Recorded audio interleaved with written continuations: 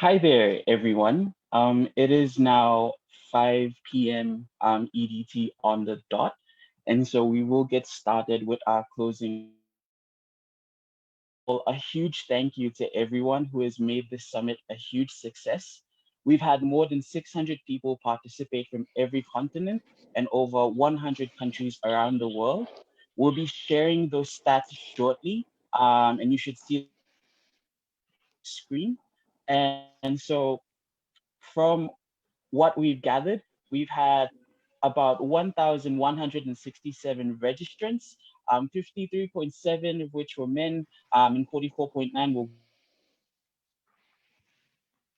12 countries represented.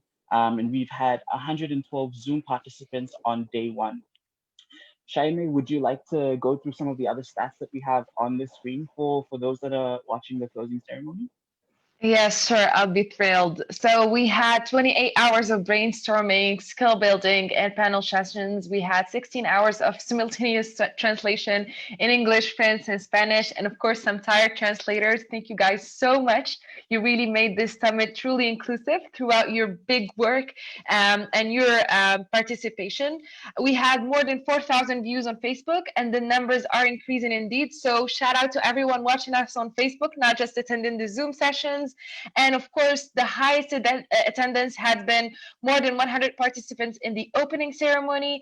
78 plus joined the data as a tool for digital innovation and power and limitation session led by the government of Canada and the Global Shapers of Montreal. So shout out to everyone who participated in every session, who's been here for full 2 days. Thank you guys so much for making this possible.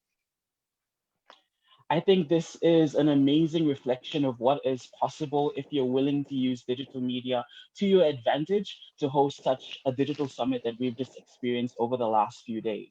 A reminder to everyone that information will be posted in the chat box for menti.com. We would like to hear from you what your highlights are of this entire digital summit. So please check out the details menti.com, including the password that's posted in the chat box, to let us know what your highlights are that we can share at the end.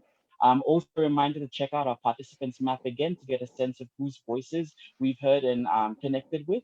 And make sure you connect with them if you haven't already. I just very quickly like to share a few of my highlights over the last few days of this summit. I think one thing that absolutely stood out for me was the fact that we were able to use so many different platforms to offer an opportunity for learning, an opportunity for sharing for all these young people all around the world. I remember being able to jump into Zoom, and then sometimes I had to be at work, so I'd head over to the Facebook page to check out the sessions, and I just had all these different mediums available to me, which I absolutely appreciated. And all these conversations about how now more than ever, regardless of what's been happening in the world, young people are still keen to participate and they want to do more. How about you, Shan?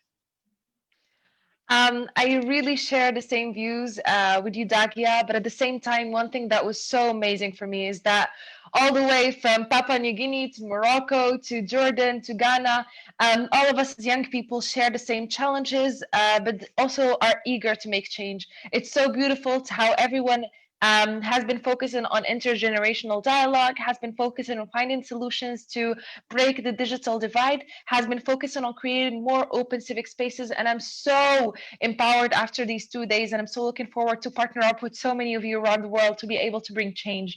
It has been a very inspiring summit so far, and we hope that we're going to continue to inspire you with what's coming next.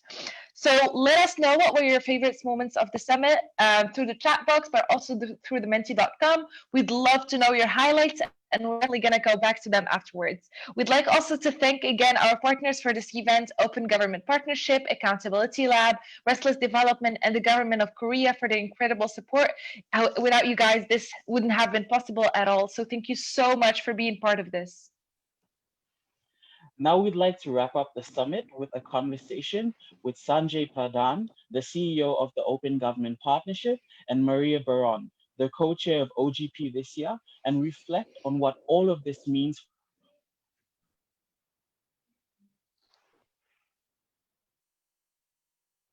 Yeah. We can hear you now, Dagia. I think the sound cut for a bit. with a conversation with Sanjay Pradhan and the CEO of the Open Government Partnership, and Maria Baron, the co-chair of OGP this year, and reflect on what all this means for the future of young people within open government. Welcome, Sanjay and Maria. Would you like to begin by introducing yourselves briefly? Sanjay. Hi, everybody. My name is Sanjay. Dagia has introduced me very well. So just to say hello, nothing further, just a real privilege and pleasure to be with you. Thank you so much, Dagia and Chaimae. Maria? Same here. Hi, hello, everyone. I'm in Washington, D.C. I'm from Argentina, and this year I have the privilege of being the co-chair of the civil society side in OGP. So I'm ready to discuss and share some of our views with Sanjay.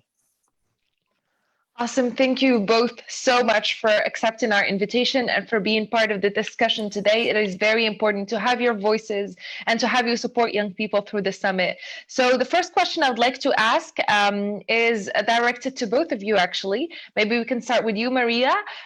What sorts of engagement have we seen from young people in the past in terms of open governance, and why does it matter so much? Maria, the floor is yours. Thank you, Chaim. And I would like to share with you some examples that I bring from my part of the world, which is Latin America, and connect them to sort of some of the conversations that we've been seeing during these days, and that I think are interesting to sort of see also how important it is to get to know all those experiences so that everybody and showcase them and see so sort of deep in what the problems they've seen and what they've tried to accomplish, and if they could in the different parts of the world. So maybe other people from other parts can see and bring it to their own realities. So just to start, of course, and if you hear me other times, I'll always bring this example because I think it's the best ever example from Panama. It's in Central America, and it's the best example in the sense of, and we've been talking about these 2 days about policy making and decision making. And, since 1998 or 2000 around, Panama had one of those, initial programs with the Inter-American Development Bank, where they worked with the Panamanians with reforms. One of these reforms was to create what they called the Youth Assembly. So they have the assembly, the National Assembly, and they created a Youth Assembly, which is really relevant in terms because it follows the same process to elect 71 assembly people to the National Assembly, and they youth, and they have to be enrolled in school, and this process brings them for a week to the assembly to discuss the issues that they bring to the assembly, and the issues that they bring are then going to be debated and approved by the regular MP, so the regular assembly people. And so those ideas become into law. And this program started in 2005, and now we're in 2020. And so we have more than 100 laws that have been passed this way. So Panama has the youth, what we call the youth lens. What people from high schools think is relevant for their own countries, and of course many times for their communities. So that's the best example, I think, for policy making and decision making. And if you want more about this, of course you can tweet me and I'll put you in contact with people, whatever. The second I want to share with you is an example that has been, it's of course newer, from Brazil, called Operação Serenata de Amor. So a serenade of love, of course, coming from Brazil, you have that.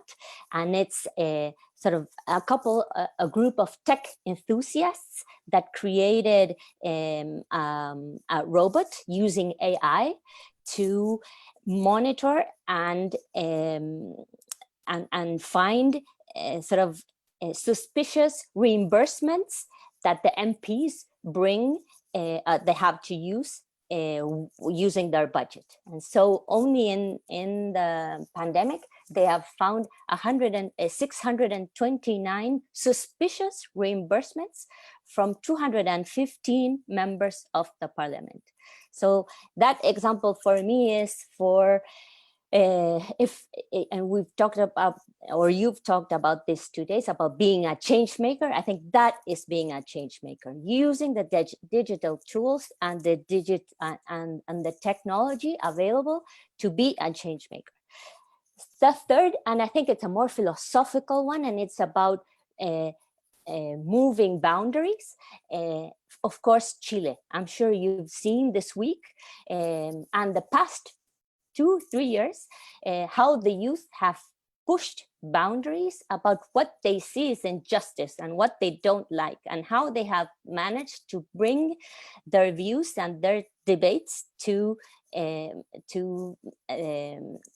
national debate in Chile. And this week, we've seen how they have pushed to be able to have a plebiscite, a referendum, to push aside a constitution that was created by a dictator. And so that was, of course, pushed, of course, by many civil society organizations, but mainly by youth. And we've seen it in the past years with also issues about transportation, and also issues about public education and free education for all. So that for Chile, pushing boundaries. And the third and the fourth, sorry, and here I'll stop, Sanjay, and leave you to enlighten us too, about Argentina and how the youth collective can be organized behind an objective with rules, and it's called Hola Congreso, Hello Congress. So the organization that I lead put together around 300 volunteers and divided all the MPs amongst the 300 volunteers so that they can talk, to generate a conversation with the MPs, so that the MPs use open government tools and ideas to communicate with the public, and also to update their websites, to put information that they haven't put before, published before that. So I think the 4 examples on policy making and decision making, on how to be a change maker, on how to push the boundaries, and also how to monitor what is happening in with your representatives. I think this is something that we've seen in the past. I would love to see this more. And like I said before, and with this I finish, I would like to, if I had the time, research more to see what other things are happening on the ground, and showcase them, and have the opportunity to be in these debates and share them with the rest. Thank you. Thanks, Maria. Should I just go ahead, Chaimae? Yes, please. Okay, so Maria, those were great examples. I just wanted to make 3 points on this. First, before sharing with you some examples, I wanted to just say how crucial and why youth engagement is vital to OGP and to the open government movement. You see, an open government must be open to all. It should be inclusive of all, and especially of groups that have been historically excluded or marginalized, whether it's minorities, whether it's women, whether it's LGBTQ. Now, in the case of youth, they represent a significant proportion of the population, but they are underrepresented in their voice in public policy making and government. And that is why the inclusion agenda of OGP, which is in the DNA of OGP, mandates and warrants a voice of youth in government and in open government.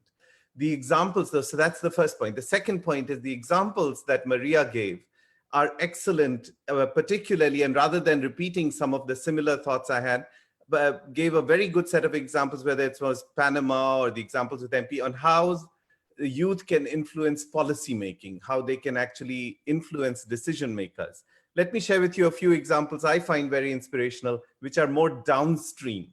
So in Africa, and you've been discussing this in the last couple of days, in Africa, you have follow the money networks. In Africa, there's a Follow the Money network of youth civil society organizations who are actually following budgets, who are following aid, and they're trying to track and see whether it actually reaches the intended beneficiaries or gets pocketed somewhere else. You've been discussing examples, whether it's Compras COVID in Chile, or whether it is PPDC in Nigeria, or whether it's Reacción or Ciudadone in Paraguay, all examples of tracking budgets and contracts. These are youth-led initiatives which are really important to track whether COVID-19 or money beyond COVID-19 as we build back better are reaching the intended beneficiaries. One of my favorite examples is from Italy. In Italy, there was a lot of concern about 100 billion euros that Italy was getting from the EU and whether it was achieving its intended purposes. And so the government disclosed its spending online, but then partnered with high school students through school competitions, and high school students and youth groups became on-the-ground monitors of these projects to track them. That's what we have seen, for instance, also in Kaduna, Nigeria, through the Citizen Eyes and Ears projects, where citizens, but especially youth, upload photos of roads or schools or health clinics that exist or don't exist or in poor conditions. So these are examples of citizen monitors that we have seen, very exciting cases of youth following the money and becoming citizen monitors.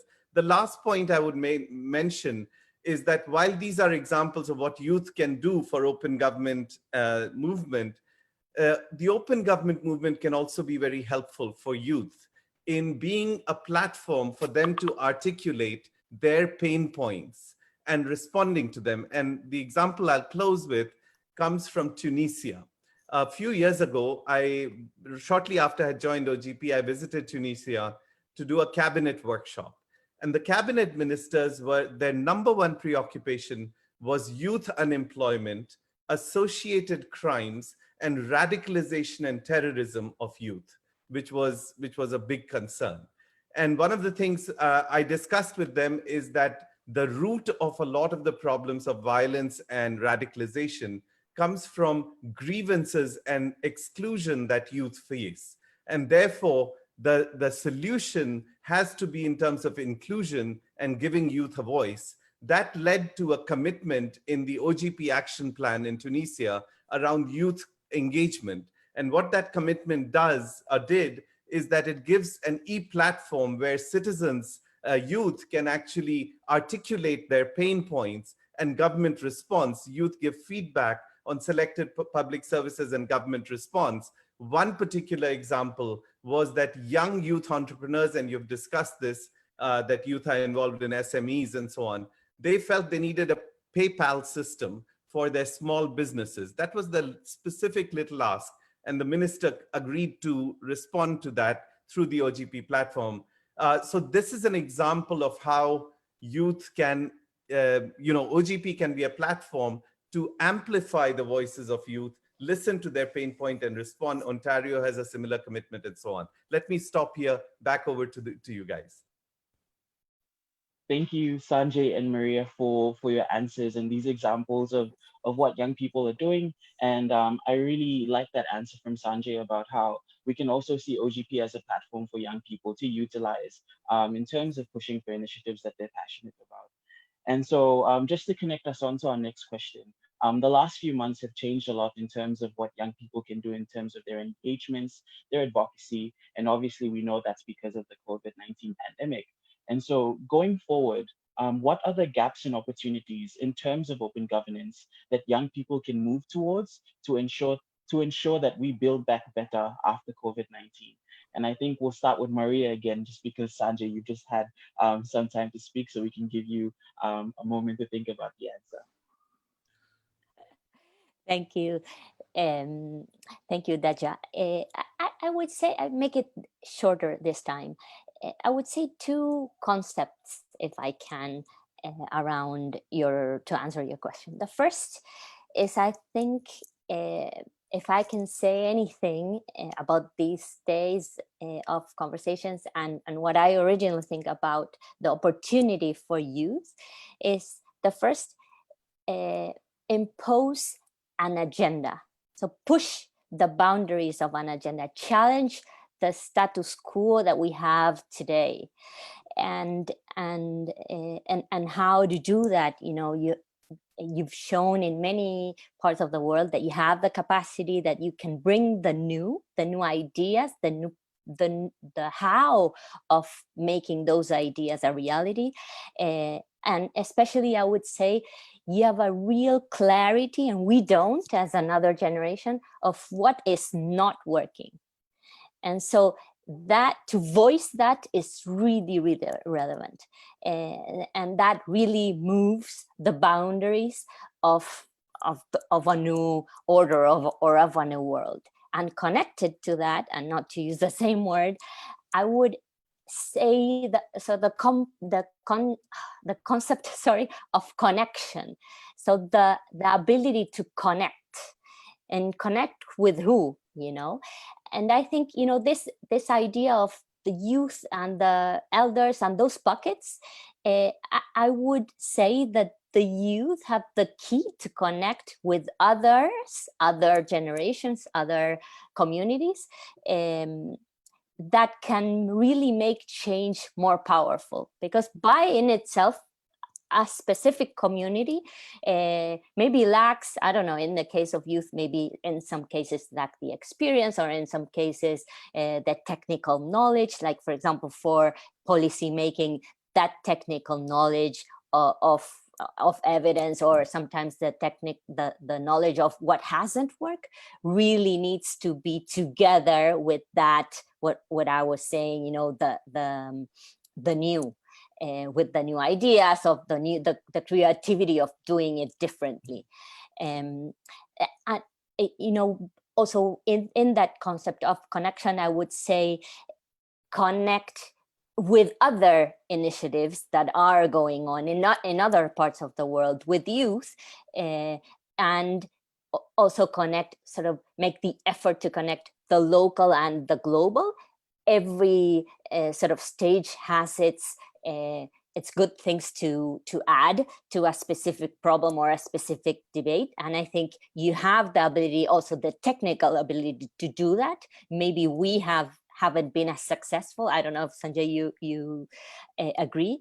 And also, and going, of course, to OGP, connect with the existing platforms, and I think that is more cross-cutting. You can connect through OGP with other communities, and it's really, really a given, because there's a lot of countries, a lot of issues, a lot of government stakeholders that you need to connect in order to challenge, or in order to be successful in whatever you want to push.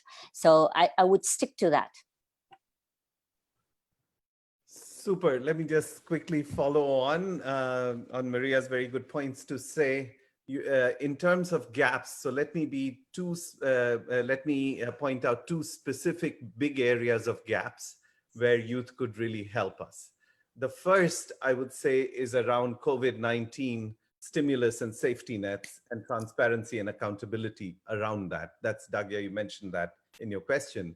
Now, the issue here is these are the biggest stimulus and safety net packages we have seen since World War II.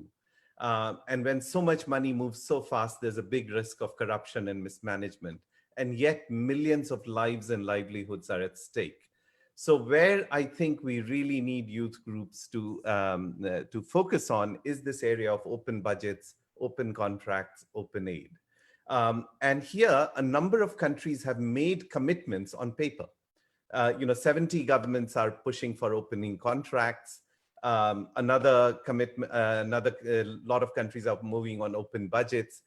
And as I was mentioning in my answer to the first question, youth groups have actually been quite instrumental in following the money.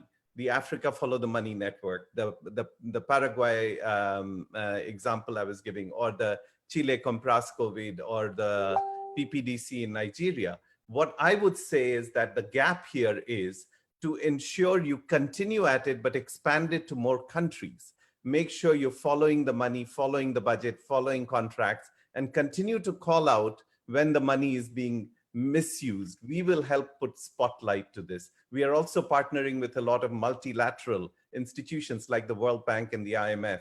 They are very keen to find out, is the money that they are funding in developing countries, is it being well used or not?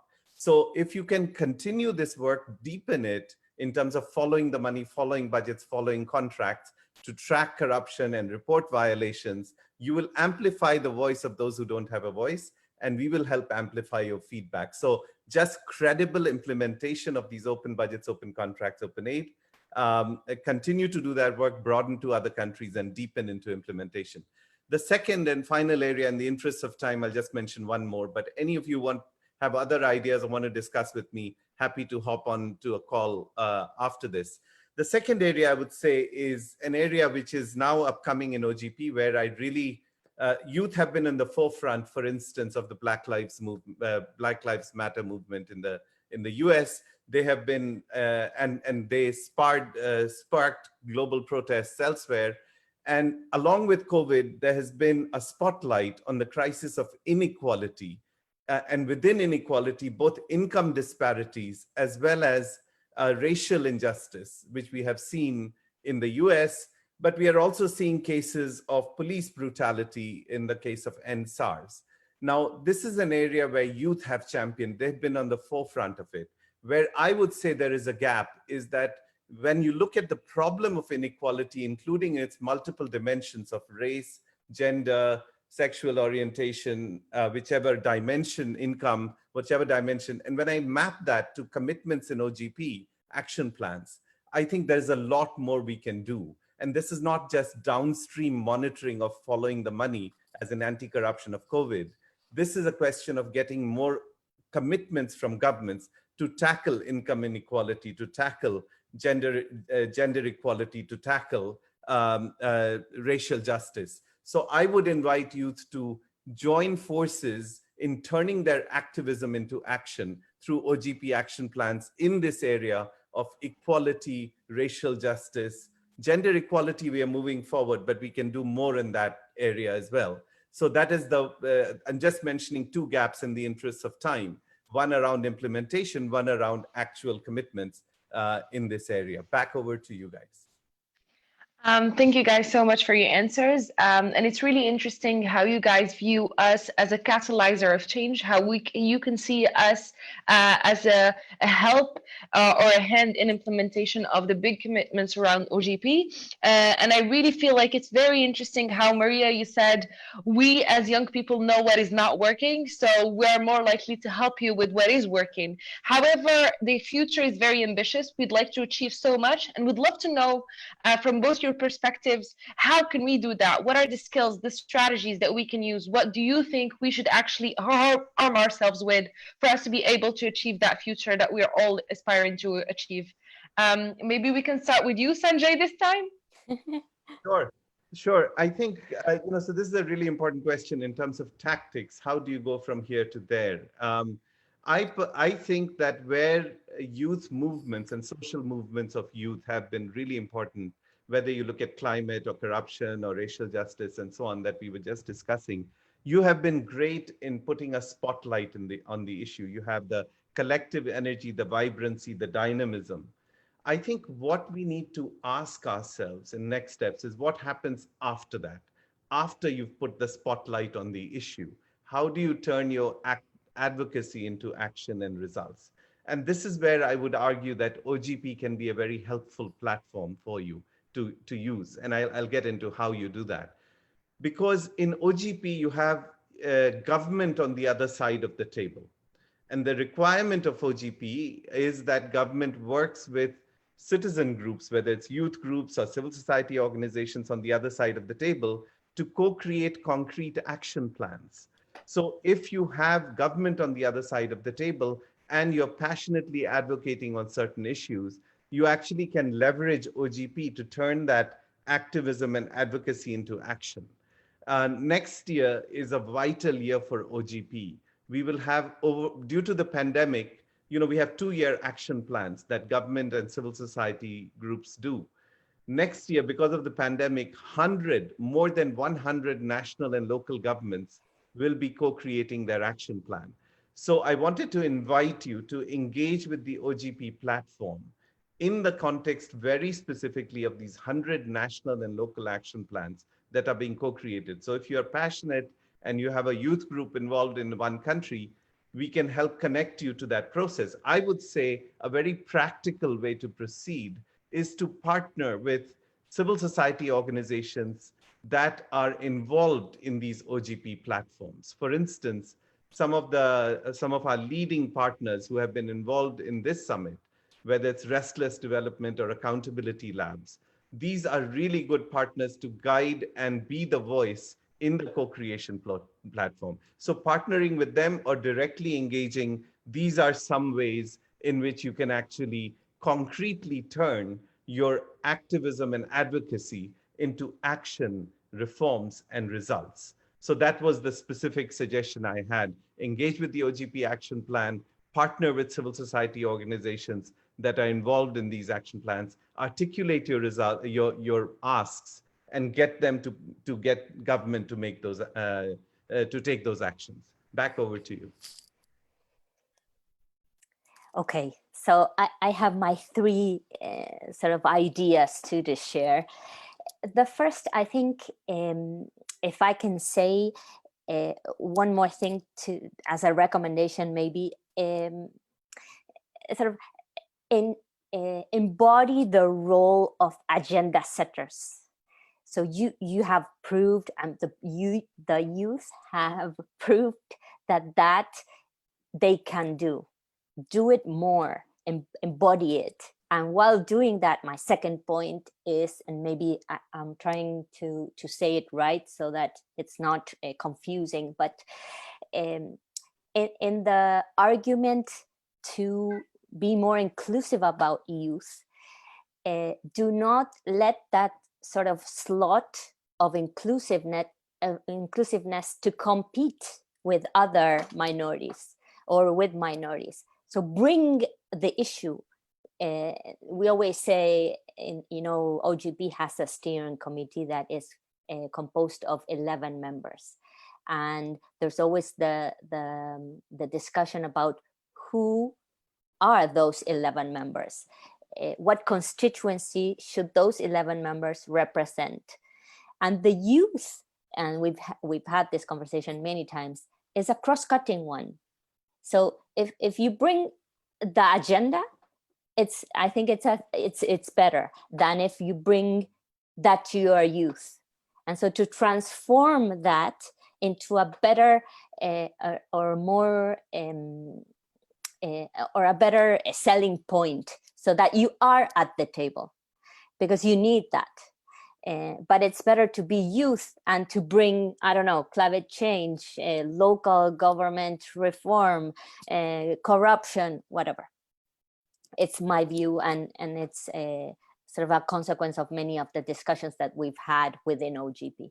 And the third point that I would sort of underline some of the points that Sanjay was making earlier, and it's about how use the platform that OGP has built. It's really, really useful. At the national level, there are that I'm sure everybody has heard, the co-creation process. It's a process that goes on maybe 2-3 weeks in each of the governments, where they discuss specific issues: corruption, civic space, climate change, inclusion, whatever.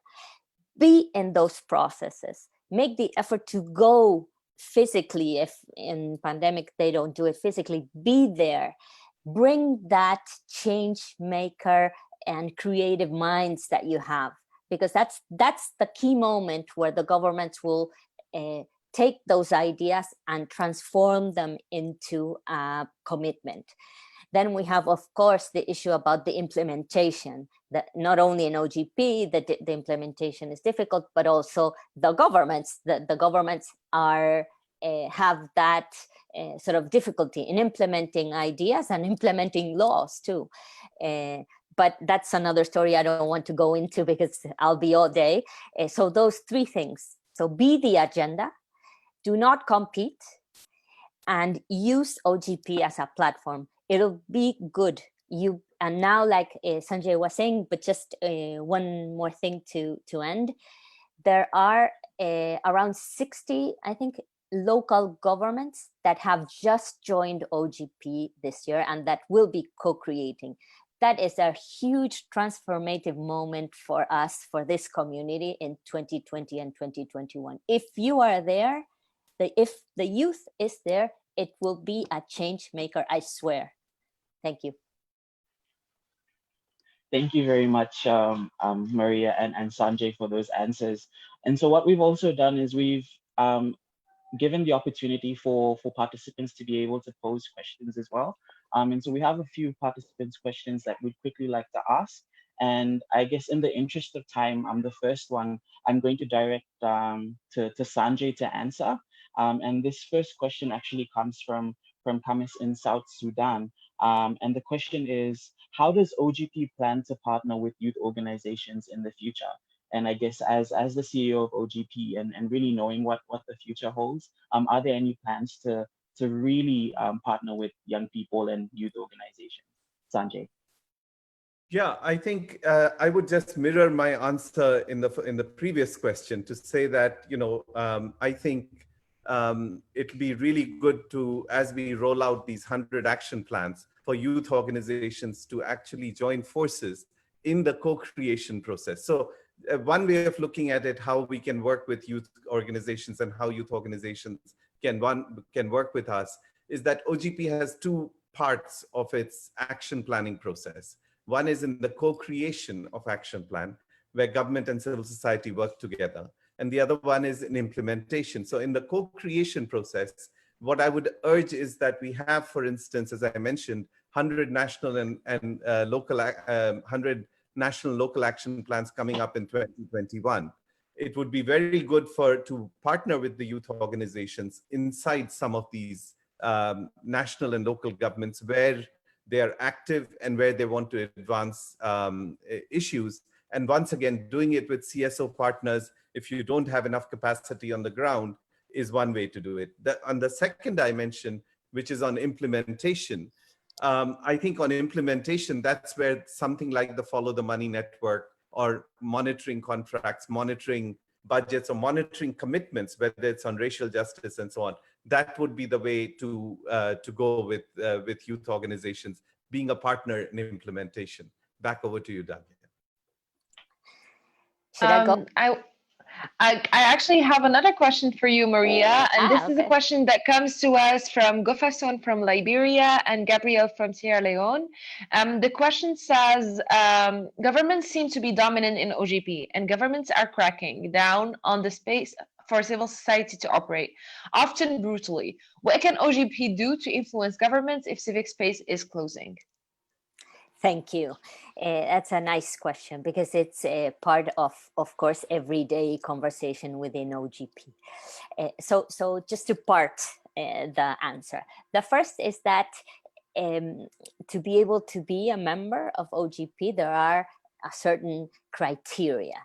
And so usually and that's a problem too for the world, but usually the governments that have that comply with that criteria can be in. And then there's, of course, and I don't want to go into the details, but there's a lot of follow-up around how are they performing, not only in terms of the co-creation process and the implementation of the commitments, but also this issue about civic space, the protection of the organization, activists, journalists that work in those countries to be able to be in the co-creation process and be able to be factors of change. And in the past 2, I would say, years, we've seen a backlash in civil rights in many of the countries. There's a lot of work around that. And that's why, that Korea, the government of Korea, and myself are the co-chairs of OGP until December 2021. And we have worked around 3 issues. And we agreed that we are going to work on 3 pillars. One of those pillars is civic space. So help the protection of civic space, and how we will do that. It is one of the issues is to bring civic space protection commitments to many of those 100 governments that are co-creating this year. So we think that while doing that, by the governments agreeing to including civic space commitments, we will be in a better place. Of course, not the best place, but in a better place than we are now. And of course, so the other side of this question is there are a lot of organizations and also in the steering committee of OGP that have realigned their objectives to this, because they realize that otherwise they can't work, they can't perform their missions. So I think there's a lot of energy in that. Of course, I think the youth collective or the youth community can be really traffic lights around that, around what is happening in the world, and we'll need to work closer to each other to be able to be more effective.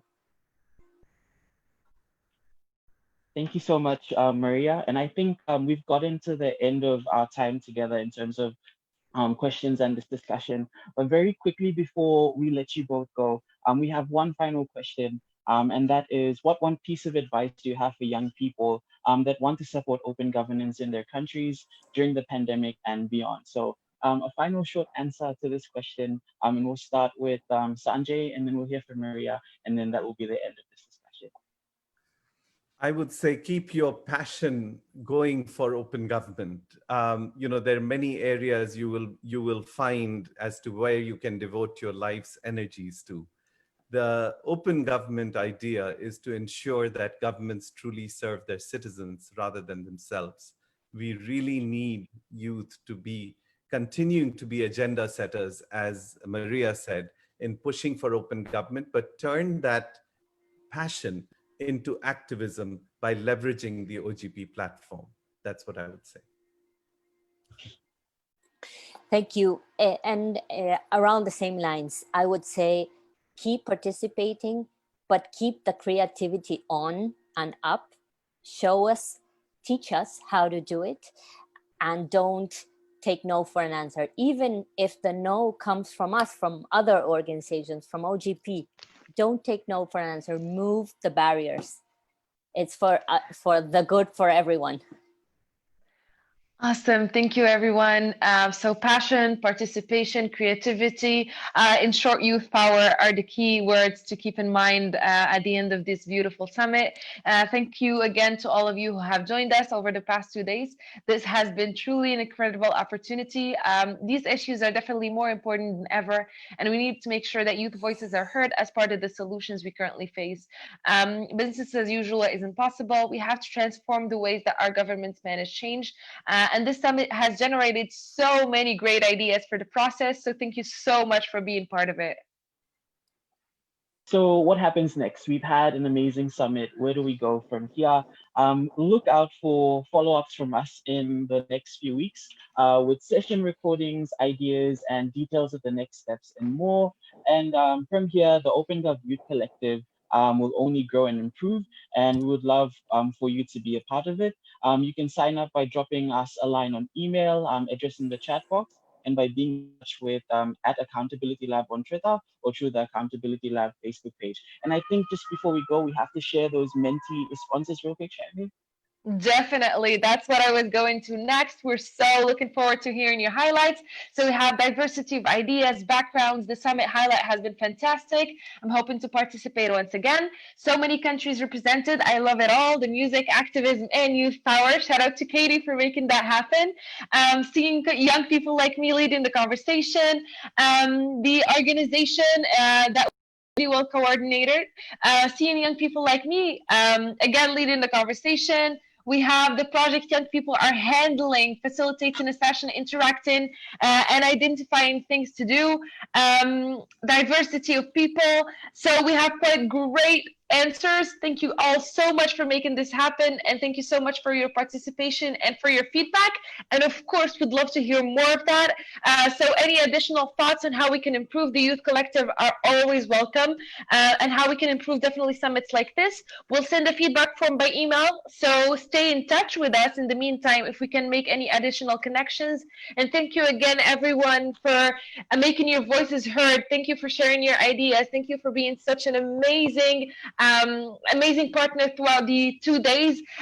We're looking forward to seeing you again. Stay safe and have a great evening or a great day, depending where you are.